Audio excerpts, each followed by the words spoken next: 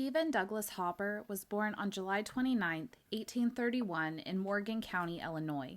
He was the first of 11 children born to Cavil and Polly or Poppy Spencer Hopper. When Stephen was born, his father was 23 and his mother was 17. Stephen grew up in Greene County, Illinois, where his father worked as, you guessed it, a farmer, and his mother worked as a housewife. In 1850, Stephen was 19 years old and working on his family farm with his father. 3 years later, in 1853, Stephen's mother, Polly, filed for a divorce from her husband, Cavil, the charge being adultery. Cavil responded that the charges were untrue and that she was not entitled to the divorce. Despite Cavil's plea, the judge awarded Polly the divorce. I'm no lawyer, but after reading the list Polly walked away with, I did feel she got quite a good deal after the divorce. In the divorce record, the judge ordered Polly was to receive the wheats, oats, hay, corn, potatoes, and fruit grown on the place during the present year, 2 cows and calves, 19 head of sheep and their wool, hogs for pork for the family for another year, 1 horse and wagon, all household and kitchen furniture, 2 plows, 1/3 of the land, including the homestead, and custody of the 7 youngest children. Cavil received visiting rights with his children as long as he behaved in a proper manner. On the exact same day the divorce was granted, Cavil sold the remaining land he owned. 4 years later, on May 9, 1857, when Stephen was 25, he married 18-year-old Sarah Jane Florence. Stephen and Sarah lived in Greene County, Illinois with Stephen's father, Cavil. Stephen and Cavil were farming together while Sarah worked as a housewife. Stephen and Sarah would have 7 children together, 4 boys and 3 girls. Their names were Harriet, James, John, Henrietta, Jasper, Albert, and Mary. Sarah would have their children from the age of 20 until the age of 31. On September 2, 1862, when Stephen was 31, he left to serve in the Civil War for the Union. He was a private in Company F, the 101st Infantry for Illinois. During his service, Stephen was in Sherman's March to the Sea.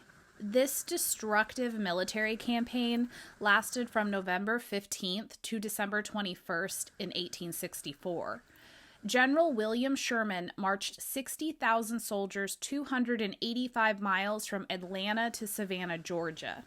The troops supposedly didn't destroy towns, but if anyone tried to fight back, their homes and barns were burned and livestock and food stolen. General Sherman wanted to prove to Confederate followers that their government could not protect them from an invading army, and he wanted to frighten them into abandoning the Confederate cause. I can only imagine the horrible things Stephen saw and what he had to do during this march. At some point in the war, Stephen was wounded in battle and he was hospitalized in Chattanooga, Tennessee. Stephen served in the war until 1865. When Stephen mustered out, he was in Bladensburg, Maryland, so he had a long journey home. After serving in the war, Stephen returned to Sarah in Illinois and they would have 3 more children together, with their last child being born in 1869. 2 years later, in 1871, Stephen and Sarah decided to get a divorce. A family story I read on his Family Search profile stated that after they had split up, Stephen took off with the children and he was headed for Missouri. Apparently he didn't make it very far and he was caught by the sheriff, and the children were returned to their mother.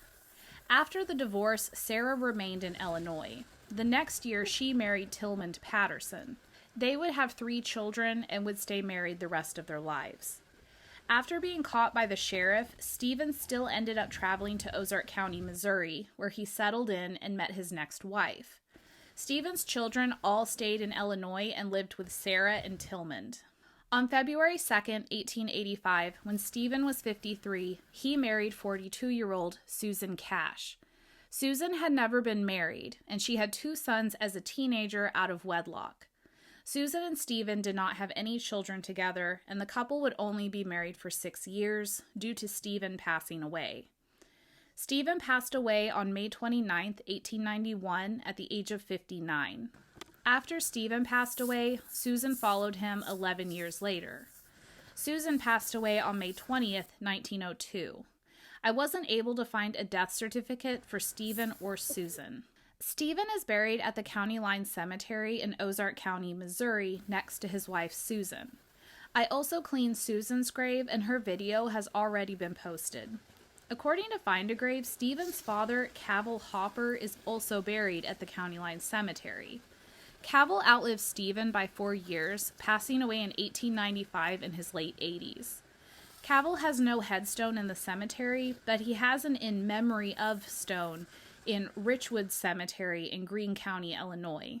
Stephen's stone has 2 hands and a handshake carved at the top of his stone. This is a symbol meaning farewell with the hope of meeting again in the afterlife. Here are the before and after pictures of his stone. I took the after shot 3 months after the first cleaning. If you can see those little black spots all over his stone, I'm not really sure what those are. I come across them quite often here in Missouri on older stones. They seem to be like a deep surface staining under the rock because scrubbing does no good at getting them out. So in a year, if I can get back into the cemetery, I will respray his headstone with D2, and we just have to be patient. The D2 will eventually get his stone clean. I did still go on his Find a Grave page, and I did upload my cleaned photo to it anyways, and hopefully in a year I can go back and get a better shot then.